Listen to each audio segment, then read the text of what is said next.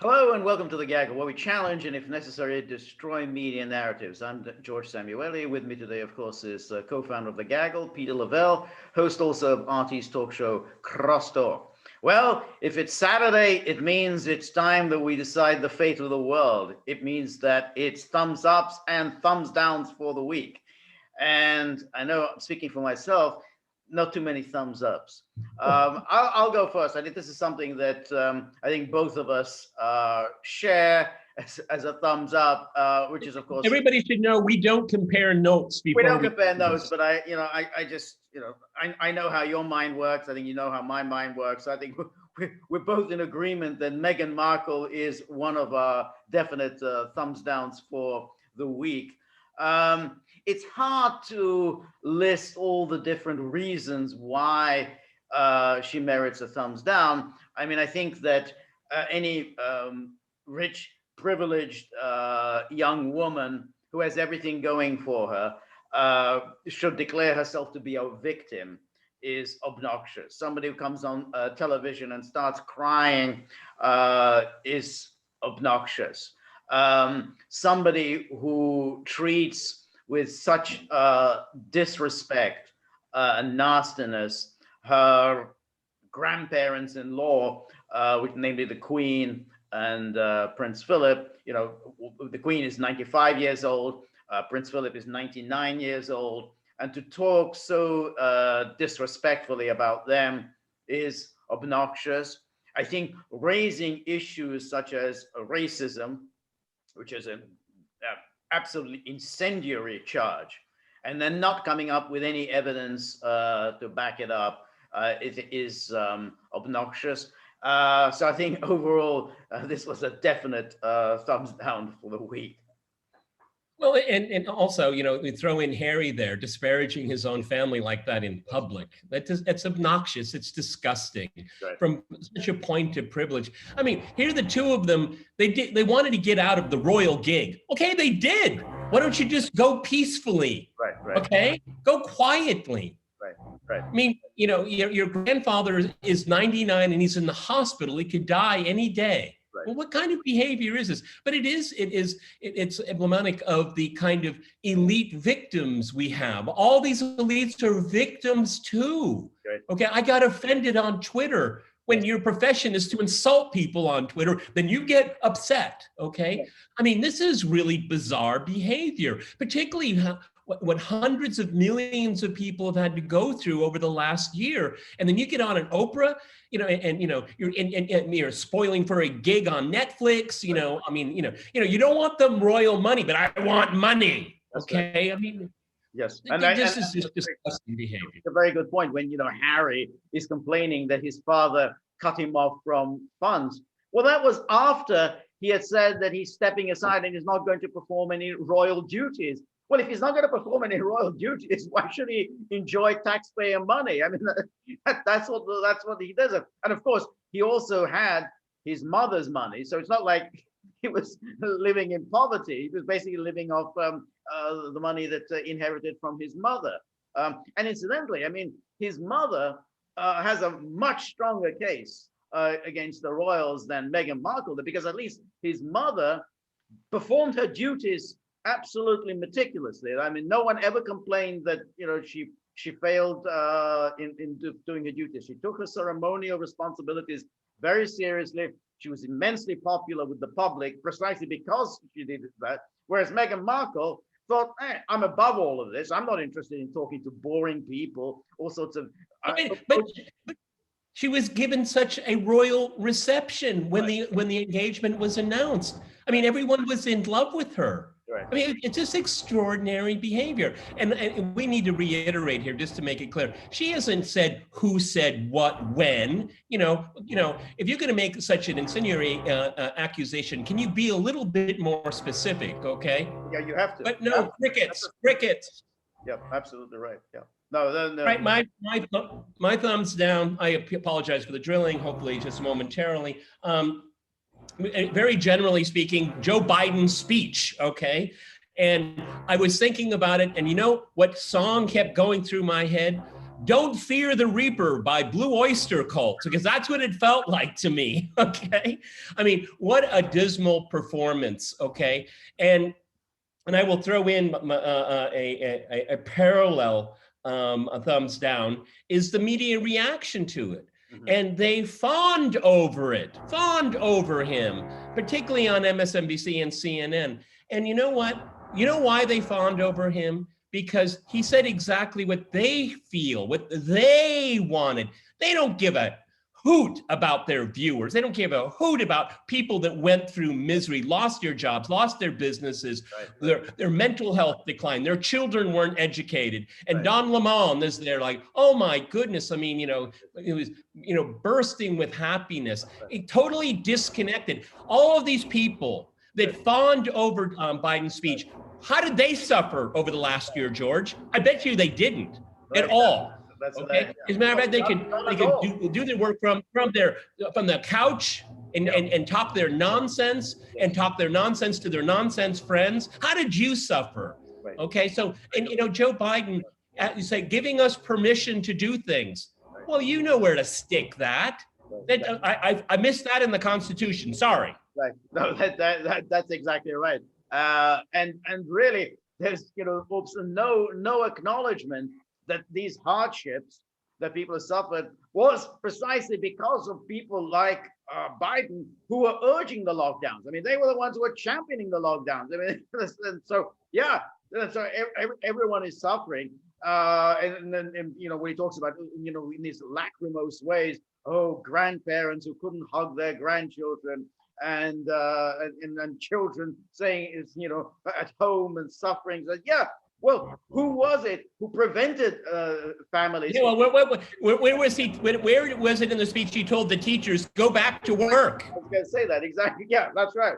And there's no mention of anything like that. Hey, it's time for them to go back to school. Particularly as we know of with this COVID, is that children do not spread this virus. So, clearly, teachers, they want to get, full salary and not have to show up. On top of the salary for anyone. On top of the salary, they're making their demands, also more demands, and have nothing to do with COVID. Right. Okay, so I mean, the thing that everyone was on the left was excited about is that Joe still has a pulse and he can read a teleprompter. That was, that's what they were telling us here. I thought it was a dismal performance. It was very, very fake, no authenticity, and fake empathy. Fake empathy. Here's a guy that's been living in a basement for 18 months. He doesn't have a freaking clue what's going on in the world. Oh, that's exactly right. And really, I mean, he rode to power in the most shameless demagoguery imaginable. I mean, blaming the president for this disease. I mean, what the hell did he have to do with a virus that kind of that spreads so easily? Blaming him for the economic downturn as a result of the virus, when it was precisely people like Biden who were urging drastic lockdowns, and he's still riding with that. One of the interesting things, and we'll finish on this point here, is that, as we said in a previous podcast, we can return to the terminology of pre-Civil War, free states and non-free states. The free states, people listening to that speech will say, what is he talking about? What is he talking about? He's going to take back, reinforce all these things.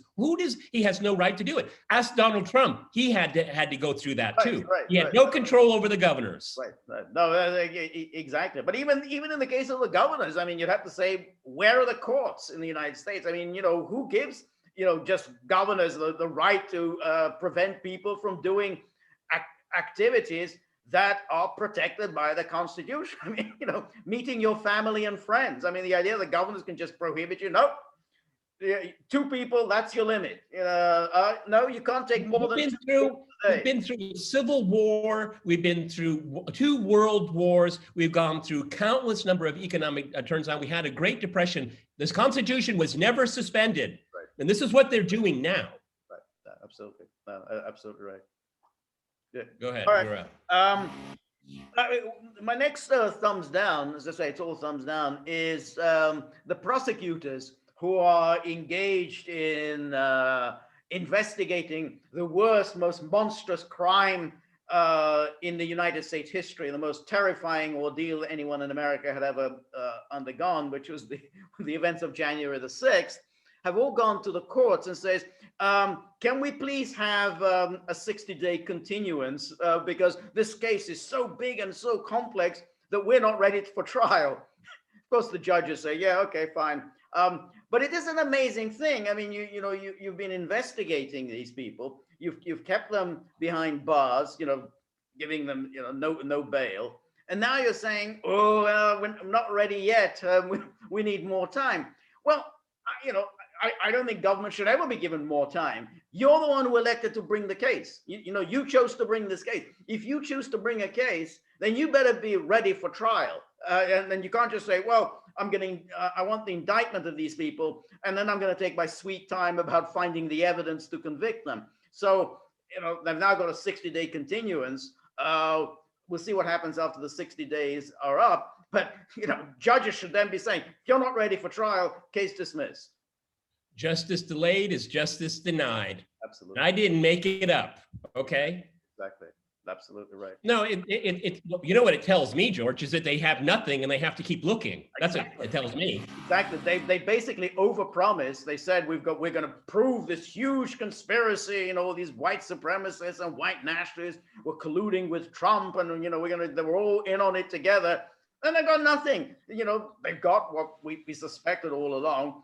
A bunch of individual people. Some of them behaved stupidly. Some of them were engaged in kind of minor infractions, such as trespass, breaking and entering, breaking some furniture. That's about it. There's no great conspiracy linking webs of white supremacists around the country. They're not able to. And the only firearm used was by a police officer against an unarmed woman that looks to be almost been shot at point blank range. Okay. So, yeah, absolutely. All righty. I have a thumbs up. Tucker Carlson. Okay. For taking on the Pentagon and it's nonsense. It's political correctness crusade against its own ranks. I think Tucker Carlson shows a lot of bravery. He's been doing it a lot lately. He's taking an enormous amount of heat for it, and he keeps going. That is a portrait in courage. Unlike I've seen anywhere for years now. I mean, this is someone, he is undeterred. They go after his advertisers, they stay. They dox him and his family, he stays, okay? So, and a hat tip to Fox News. They don't have to do that. They can find other stuff to make money, but they're sticking by him, and he's sticking by tens of millions of people that want to hear an alternative narrative about what's going on in the country that they own and love. Okay, so thank goodness for Tucker Carlson. You did a really good job. I agree with you there, and on top of that, yesterday he had on Ashley Babbitt, the young woman that you just mentioned, her attorney. This is the first time I've seen him anywhere. First time even we've heard about him, and about the anything that the Babbitt family is doing. So that's something good. He had her on. He also had on yesterday, I think, Aaron Maté and the Syria issue, which again Maté has been writing about. And Maté is certainly the gray zone. Definitely, basically it's a side on the left. Therefore, not at all sympathetic to Tucker Carlson. Nonetheless, they've been dogged on this issue of the fake, phony use of chemical weapons by Syria, the cover-up by the OPCW, and Tucker Carlson had him on and was clearly endorsing Maté's work on the matter. And that's a thumbs up for Maté, and it's a thumbs up to dialogue. Here are two people that couldn't be more different. I mean, really seriously different on so many things. And he has the courage to have Aaron Maté on, and Aaron Maté has the courage to go on Tucker Carlson. I think that is a remarkable thing. We had Max Blumenthal has appeared in the past. We had Glenn Greenwald on as well on Fox I think yesterday. So, I mean, it shows a lot of courage of individuals willing to say, forget this partisanship and talk about what matters, at least on specific issues that matter. Yeah, that's exactly right. And incidentally, Aaron Mate is not on any, no other Fox News host has Aaron Mate, because Glenn Greenwald is now often used by the others, like Hannity, I think, has used him. Laura Ingraham has used him, because they want to use him to show, oh, conservatives are being persecuted by the big tech and by the big media. So they have their own narrow agenda. And so they use Greenwald. They don't use Aaron Mate, because that's a much more dangerous one to say, hey, we basically bombed a country for a phony, fraudulent, lying reason, and then we covered it up using our muscle, American muscle, to cover up basically the proper investigation. So they don't dare to have Aaron Mate. Dr. Carlson does, and that's absolutely agree with you. That's a good thumbs up. All right, George, I think we should kind of wind it up. It looks like my neighbor upstairs is going to be busy. All right. I think. I mean, one, thumbs down, another thumbs down I have is the administration, Biden administration, is moving ahead with sanctions against Russia. For what reason? Nord Stream 2. George, I want everybody to watch Crosstalk on Monday, because George and I are going to be talking about U.S.-Russia relations tomorrow. We do the recording tomorrow. It'll be on air on Monday, so no spoiler alert, okay? All right. So that, and then one other thumbs down I have is that, look, I'm no fan of Andrew Cuomo. Never have been. On the other hand, I don't like this piling on. These 7 women who have come forward against him, they don't have very much. This is not sexual harassment by any stretch of the imagination. He kept his arm on her waist for a little too long. Well, I don't know. I wasn't there, so who the hell knows? But it's not what one normally thinks of as sexual harassment. And now all of the Democrats are piling on, leaving, of course, forgetting the main issue, which of course is the nursing homes and sending the COVID patients to the nursing homes. That's the main issue. Instead, they're all going with these accusations, which have come very late in the day, and none of them has really come up with anything other than he's a little boorish and a little bit hands-on. Okay, he's a pig. Okay, fine. Let's admit it. Okay, but what's interesting is they don't need Cuomo anymore. They don't need Newsom anymore. No. They're expendable. Yes. They don't need them, because they were always the Trump foil. Now they don't need him. So, they'll this is what the left does. They're a collective. It's like an anthill, and once the queen, says do something, all the ants march in unison. Okay, and so that's the way they do it. You're no longer of any use to us. Okay, right. Now we're going to publicly humiliate you. Again, I want to underscore, and George wants to underscore, his behavior sounds very piggish to me. I have no sympathy for him. But having said that, does that mean the investigation into the nursing homes is going to go away? I wonder if this is a way to get rid of that, okay? Well, that's a very good question, because, of course, other Democratic governors are very vulnerable on this particular issue, because other governors, the one in New Jersey, the Whitmer in Michigan, did exactly the same thing. So if you're going to nail Cuomo on this, then the fingers are going to point to, well, what about Whitmer? And Whitmer is supposedly one of the Democratic rising stars. So they're probably trying to shield her from this. That's why they're obsessing on this one. It's like taking the garbage out late Friday night, where nobody is going to notice. That's what they want to have happen. They want to put a laser light focus on Cuomo, because he's very, very vulnerable, and they can wash it away. And just because Cuomo signed the order doesn't mean other people weren't involved. Right. Okay. And basically, it's there's a deniability issue in place. Say, well, he's gone, okay, right. He takes it all with him. That's right. It's really interesting how only a few weeks ago he was such the darling. Yeah. He was the real president, and presidential aspirations. It shows you how maniacal all of these people are. Yeah. I'm like you. What I hear is that, it sounds disgusting, but you have to show evidence. Okay.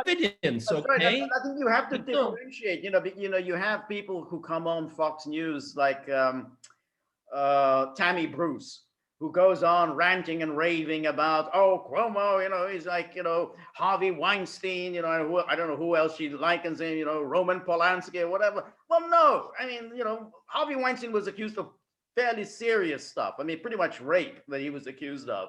From what I can see, Cuomo is just, basically making inappropriate comments and putting his hands on his shoulders a little too much. We had a phrase for this growing up. He's a dirty old man. Yes, I think that's fair. Yes. Yes, okay, that's what we used to call it. Right. And it's awful behavior, okay? And he should be called out on it. But it seems to me that there's much more politics involved in this, because, I mean, 7, I think, as we speak, there are 7 claims out there. And they started piling on in rapid succession, okay? So it looks like they just want to sign his political death warrant. Right. and move him on. Again, it's such. These things are so sordid. I really don't like talking about them. I think they're all disgusting things, okay? But that's what politics has gotten down to. And it's a way to score points. I mean, even what Nadler, I mean, that little creep jumped in on all this. The piling on is really hit it when Jerry Nadler, the nitwit of the U.S. government, suddenly jumps in on doing something. This guy is so dim. I mean, he is as dense as he looks. Yeah, no, that's quite so. Yeah, you have any more? Or? Yeah, I wish we hadn't been the drilling. I think I pretty much covered everything. Well, actually, one last thing is I don't know how to phrase it for a thumbs up or thumbs down. All I can say is Trump derangement syndrome is alive and well, and it's only there because it's being employed by the left. They can't let it go. They can't let it go. And everything, this, as you said in one of your earlier point, is that the Justice Department needs 60 more days. No, they need to find a way to tie it to Trump. That's what they're trying to do. Yep, exactly. They got to find that one person, that one tiny thin thread to make that connection. Smoking gun, the legendary smoking gun. That's it. There's only one smoking gun. It was on the Capitol. It was shot by a Capitol police officer. That's your smoking gun. Yeah. That's right. What again, something that we warned about, how the Russiagate hoax would bleed into politics, domestic and international. This is horrifying what's going on. Right. So much policy is being made based on a myth. Yes. Because the Russiagate hoax got a new lease on life on January 6th. And I think your analogy is absolutely right, because what the Justice Department now is doing with this vast, sprawling investigation and trying to link it to Trump is exactly what it was doing with Mueller in charge with Russiagate. They promised that they were going to show, Russia connection to the Trump campaign. They didn't show anything. The investigation went on for years, and all they could get was a few phony guilty pleas for lying to the FBI, even though these people weren't lying to the FBI. But that's about it. They showed nothing. They proved no collusion whatsoever. And I think, as you've said, there were no Russians involved in Russiagate. So you got the same thing, and now the DOJ is doing the same. We're going to conduct this huge investigation into this vast right-wing conspiracy, and they are not going to be able to deliver anything. It's like what Beria said, give me the man, I'll find the crime. That's what they're doing. Right. It's exactly what they're doing. Right. I mean, and you have the Bank of America, who knows what other private institutions are pitching in, trying to help connect, find this web out there that doesn't exist. I mean, it's paranoia. It's just simply paranoia. But they need it to justify their course, yep. Okay? That's what it's all about. Because if you look at the things that are being done, particularly Biden's executive orders, I don't think one of them have majoritarian support. No. Not one. No. And then what's going on in the border? Right. Oh my goodness. I mean, in a complete state of denial. You could, if there's this, is it a crisis, not a crisis? I don't care about the terminology. Look at the numbers compared year on year, month on month. That's all you have to say. You don't have to call it a crisis. That's neither here nor there. But there's something going on, and you can't deny it. absolutely right. And the responsibility is directly Biden's. Once Biden made the promise, essentially, there will be amnesty. Once he made a promise that you don't have to stay in Mexico to wait for your asylum plea, you can actually wait for it in the United States.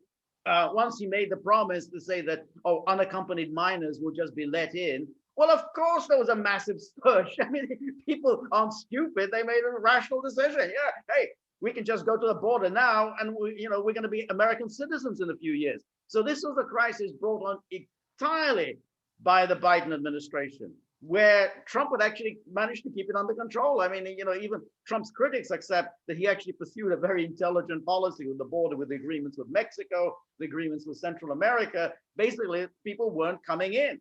And Biden just threw it all away. There's a knock-on effect that American media won't talk about, is that it's destabilizing Mexico as well. I mean, we have a term for it, and it's and we get in trouble for saying it, but Mexico is turning into a failed state. Right. You have a failed state on a 2,000-mile border. Okay, and you have a failed / narco state. And the immigration is part of it, part of that degradation of the sovereign state of Mexico. It's not good for anyone. Oh, you're absolutely right. And that's a piece of news that is undercovered, which is that Mexico is extremely pissed off with what Biden is doing. Because now suddenly all the caravans are going through Mexico. And that means all of the gangsters who actually control the quote refugee flow. That means, essentially, basically, you're allowing the drug smugglers, the human smugglers, to have free reign in Mexico. Of course, Mexicans are furious. Yep, it's a lose-lose all the way around. I don't understand.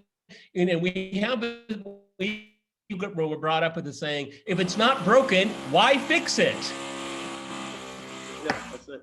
All right, George, I think we got to go. I think so too. All right, Peter, thank you very much. That was the thumbs ups and thumbs downs for the week. We will be back next week, same time. And remember, we're on Rumble now. And if you like the gaggle, please like, share, and subscribe. See you soon. Bye.